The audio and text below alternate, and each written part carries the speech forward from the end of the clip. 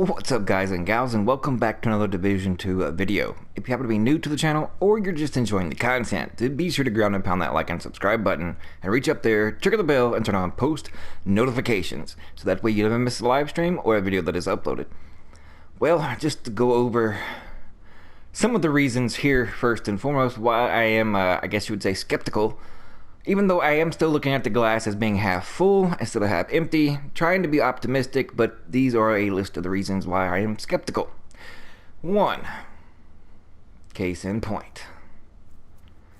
This whole area all the way around to the other side where the ramp is. Used to be you could hop down this, but well over a month it even will say that you're outside of a playable area and you cannot hop over that whatsoever.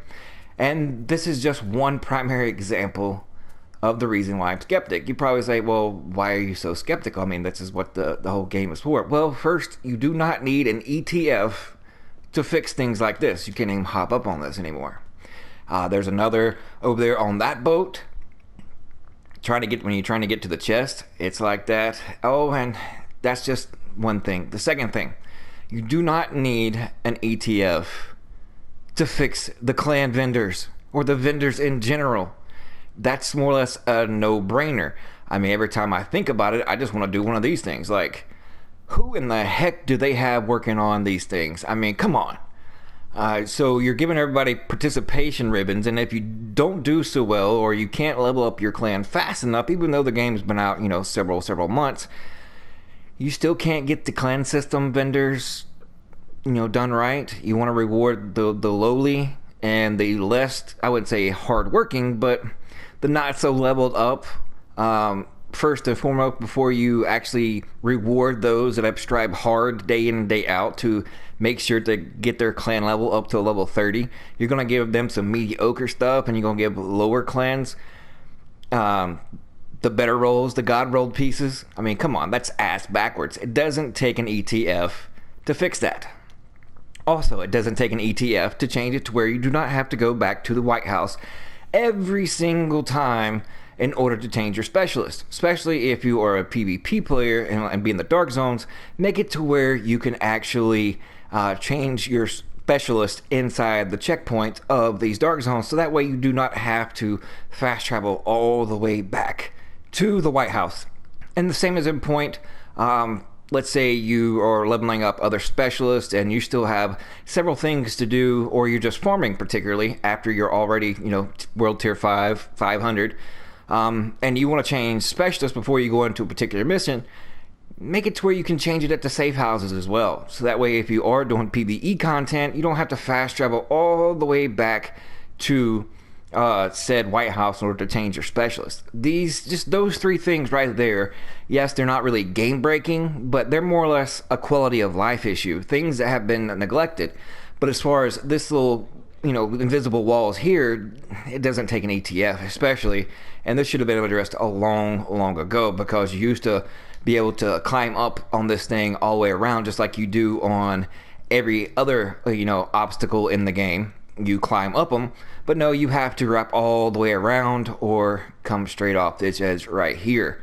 Yeah, and there's tons of those in the game, so those things you do not need an ETF for. So that is why I'm more or less skeptical. So you must ask yourself, and since they did say they learned their lesson, but since the saying goes, if you don't learn from your past, you're doomed to repeat it. Well, we are repeating their mistakes that they made in the first one. Yes, the ETF, it's arguably, could say that it did improve the game of Division 1, and hopefully it'll, be able to do the same thing in this one, except for when it comes to the PvP community. And you're probably wondering what I'm meaning by that. Well, let's say 4 out of the 5 that were asked to go were pure PvE players. Now, even one would write a thesis as far as the things that he would change in order to make PvP better, the dark zones. But then you ask him about his, PvP play time as far as when it comes to Division 2, and then he's even admittedly said that he PvP'd a little bit in Division 1, but hasn't really ever touched it in Division 2. So that also leaves me to believe, and this is public knowledge, that this ETF has nothing to do with the Dark Zone. Just as in Division 1, when they had this big update for, the Dark Zone, they actually had an ETF, and it was at Red Storm Studios in North Carolina. It's kind of things like that that lead me to believe this is purely more or less a PvE type ETF, because we do have the upcoming raid coming out. But that being said, then I can remain optimistic, that those PvE ETF members that are going, that, they should make some, I guess, good decisions on behalf of the community when it comes to the PvE type. But once again, it's in my opinion that I think the PvP part is still going to get looked over and looked after. Eventually we might get something done, but for the most part it's just going to be a waiting game, because now it's just rinse and repeat, and there's tons of other things that need probably looked at first and foremost, which, like the ones I just stated and listed, could have been already done. That's a quality of life thing that still promotes positivity, I guess, in the community, and shows that you are actually listening to the community. But as of right now, it just seems like you're out of touch with the community. Thank goodness for State of the Game coming back, but what did the State of the Game really accomplish? Just to go on there and diddle-daddle, I guess, around different subjects, and if you don't want to answer the questions, then you block the people or turn off the comments from the State of the Game live stream. I mean, you can kind of see it, and I've always been a positive advocate of Division 1 and 2, and have stuck with it since day one. I continually still play it, try to do something new, even though it is getting stale and hard to find content for the game. It still leads me to believe that the ETF is for the PvE content that is coming, and will not necessarily directly affect, especially like the next raid, if it's issued within a week or two after the ETF, then the ETF is not going to really have that much of an influence on that update. It'll be something past that on down the road. And the PvP community will yet wait again. And there's even some content creators that have posted their thoughts and, trying to urge the ones that, I guess, did, get asked to come to this new ETF for Division 2. They even stated and, tried to give them some ideas. And one was like, let's go back to Division 1 style. Let's get rid of health and armor and just go back to toughness. That'll solve everything.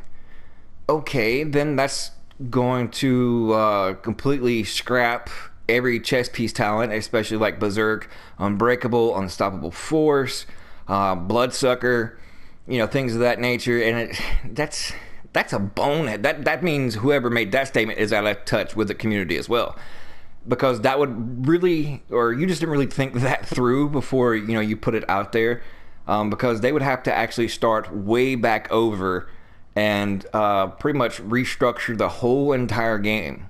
And so that is just a bonehead thought for me, in my opinion, because that would actually solve nothing. It would just cause more confusion. It just needs the current system just needs a little tweaking itself, and that will be how you bring back more or less that more diversity as far as builds, and more or less the roles in those type game modes, like PvP, for instance. You'll go back to your healer roles, your hybrid roles, or your DPS roles, and make you find that common ground that helps you accentuate your next person, and reflect off that one to make actually a full team instead of just a half team with everybody running the same builds. And that just falls in line with certain particular Legos that you get on certain pieces. They could switch up even the 1, 2, and 3 piece bonuses that you get for the brand sets. They could switch them up a little bit, but mostly it's just switch up the Legos and the pieces that are available with said Legos, so that way you have to actually give up something in order to gain something else. Like if you want to have really hard-hitting Seekers, then just like in Division 1, since people like to compare that and want to go back to that, to the aspect of you had to sacrifice more or less your toughness and your DPS most of all if you want to get a really, really hardcore Seeker. And just like the one-shot sticky bomb back in Division 1, they need to bring something like that into Division 2, because if you're going to expect and give up, your health and DPS, then you should have a one-shot Seeker in this case. So that would bring back roles. If you want to go skill build healer, then you'd be able to do that. Those that have DPS, like such as The infamous 311.7. If you want to sacrifice that way, you have 7 utility, that's pretty good, just for an overall hybrid type thing. And then you have 11 Legos for the defensive part. Then compensated should just more or less require 0 offensive attributes in all the pieces. So that way you're more spec'd into tankiness and skills. And ever since the spotter and on the ropes can overlap, then you don't really necessarily have an argument to say that it's fine the way it is. If it was fine the way it is, then we wouldn't more or less be in the situation that we are, and that's just one build in particular. But it's things like this that I've mentioned is the reason why I'm skeptical. I'm hoping for the best. I wish those that have been invited that pretty much are leaving today or tomorrow for the start of it here on the 4th of September, that I hope they do find some situations out. But if they know in their heart that the community wouldn't want it, and it's just more or less their idea and their idea alone, and something that they want, and not necessarily the whole community as a whole would benefit off of it, they kind of put that on the back burner and look at and put forth good ideas and whatnot that's going to make the majority of the community happy and what the majority of the community wants. Unless it's something like no-brainer, people calling to pet the dogs instead of something else that really needs work. You can kind of look over their ideas, if you know what I mean, because they're a few chicken nuggets short of a Happy Meal. But anyways, I remain optimistic, but it's just things, a little bit of things that I mentioned here as far as the reason why I'm skeptical for this ETF. Let me know what you guys think in the comment section below, and let's open up a discussion. But thank you guys so much for tuning in. We'll see you later.